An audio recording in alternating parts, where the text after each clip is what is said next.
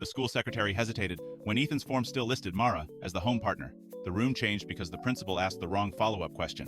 We were at kindergarten family orientation for Gabe's daughter, Sophie. Gabe asked me to come because, in his words, it was time people stopped treating me like a temporary guest in the parts of his life that mattered. Instead, it made me nervous, because his co-parent situation had never been clean enough for the certainty he kept asking from me. His ex, Nina, was always described as exhausting, but necessary. Their calls were supposedly about pickup, medicine, or school.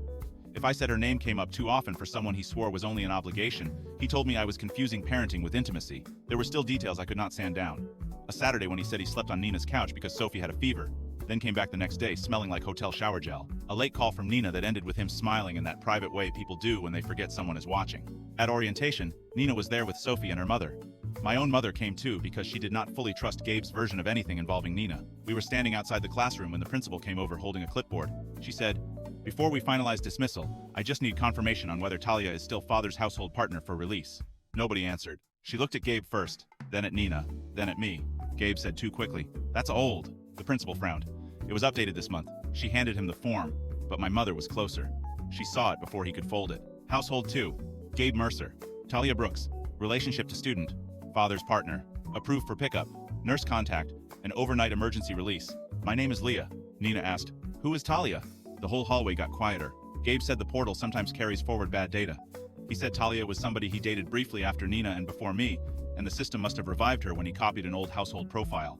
That explanation might have lived another minute if the principal had not asked whether she should also remove Talia's email from the parent literacy list, because Talia had replied to the August packet from the same address on file. That was the turn. Until then, people could still tell themselves this was stale admin and my private insecurity. Once the principal said August, it stopped being some forgotten record and became something current enough for another woman to be answering school mail about Gabe's daughter. I asked one question.